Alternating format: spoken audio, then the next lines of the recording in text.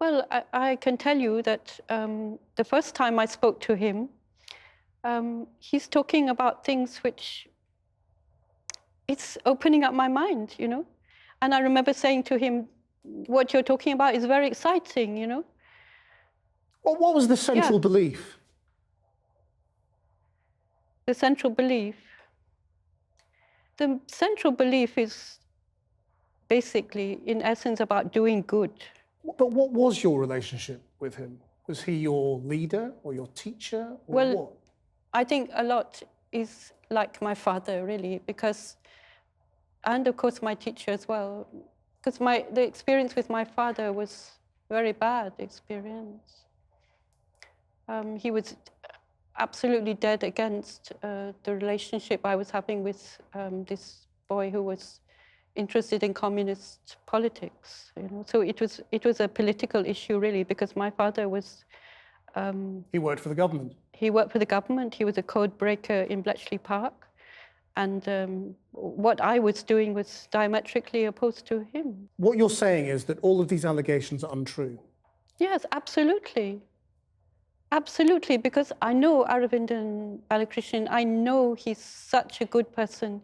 Anybody who knows him will say the same thing. I know he's consistent in his practice. I know he is an extremely, you know, unique person. I've nearly 40 years of, you know, experience in the collective. I can't say that without, you know, I can't talk like this without knowing, isn't it?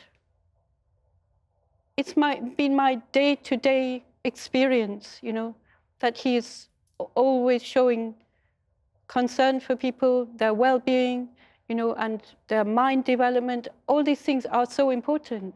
What the women say who gave evidence against him Yeah. was that there was violence, that he would beat them in front of other members of the collective. Yeah, these are outrageous allegations. Did you ever see him hit anybody? No. Or humiliate anybody? No, I didn't. Or shout at anybody? He didn't do that to me, and yeah.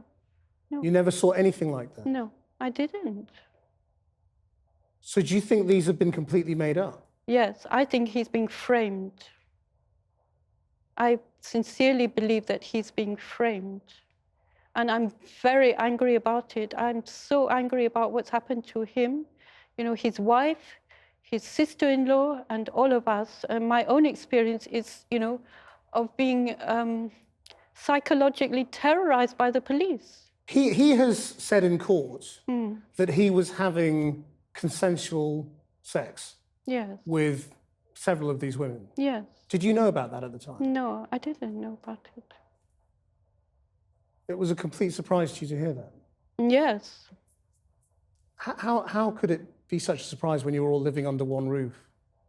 Well, these are personal things, isn't it? I wasn't party to it. So you didn't know No. who was sleeping where? No, absolutely not. So if all of that was going on and you didn't know, yes, isn't it possible that other things were going on that you didn't know about? How did you feel about him? About Aravindan Balakrishnan. As time went on, I came to understand him more, and I you know, come to like him more, you know, more, because I get to know him more. You know, in any way, would you say that you worshipped him or treated him as, I wouldn't say a great authority? I put him on a pedestal, but, you know, I mean, as I told you, he treated me and others with the greatest of respect. The authorities said this was a case of slavery. Were you a slave? Absolutely not. I repeatedly told the police that no such thing happened. But the girl you helped leave believes she was kept as a prisoner, effectively. But that's in her mind, you know, because that's why I'm saying to you, I was living in the same collective, but I was living with her for 30 years. Isn't there a big difference, though, between you and the other women who joined the collective voluntarily, who came there as adults, and Aravindan's daughter, who was born into it? Yeah. She never had any choice, did she? Yeah, sure, but, you know, that doesn't account for the difference. in our perception of things. It doesn't account for it. One of the other things the court has heard about is Jackie. Yeah. Can you tell me about Jackie? What I understand about it is it's a machine, electronic machine which helps people to do good, which I think, you'll find that in the Bible, in all the religious books, in the Quran. Every religious book is about, in essence, is about doing good. It sounds like quite a fearsome machine, though, that he was talking about. I mean, could it punish people as well as help them? I don't know. I don't think it's anything to be frightened of unless people are not doing good, But he has talked in court about people dying as a result of that machine. Yeah. About a man in Malaysia dying. Yes.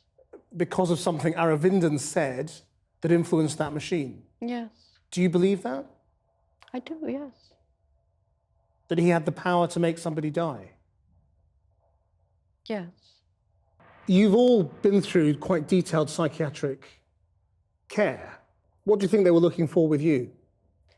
They've even pointed towards Stockholm syndrome, saying that I'm, basically I'm just, in awe of my captor. Why are you sure that you don't have Stockholm syndrome?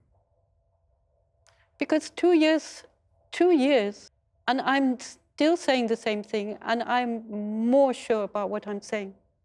It's confusing to see you say that he is innocent, because you were the person who blew this whole thing open 2 years ago. You were the person who made the call. I had absolutely no intention of leaving, In fact, leaving the collective for me was really sort of like breaking my heart, really. But I could see that she needed help. So, she asked me to go with her, so I agreed to do it. How did you get to the final point then of telling the world that this was going on? We phoned Freedom, Freedom Charity, and then we spoke to them. She asked me to say things like, that she's been locked up and things like this. But at that time, I didn't ever think that this will become an issue, because I told the person on the phone, I said, when we leave, I will explain it all to you. I will explain everything to you. But at the time, what did you say? You said she was being locked up? That's what she wanted me to say. I didn't believe that. What else did you say? Well, I was telling them that she's got health problems and that she needs medical treatment. And I told them that that's the only reason I won't need to go with her, because she needs help, But in order to get them to help you... Yeah. Did you exaggerate? Yes. Yes, and, I just could never have ever dreamt that such a situation would come about. I regret it very much now, but at that time, I didn't think that it will all blow up like this. I would do everything in my power to have his name cleared.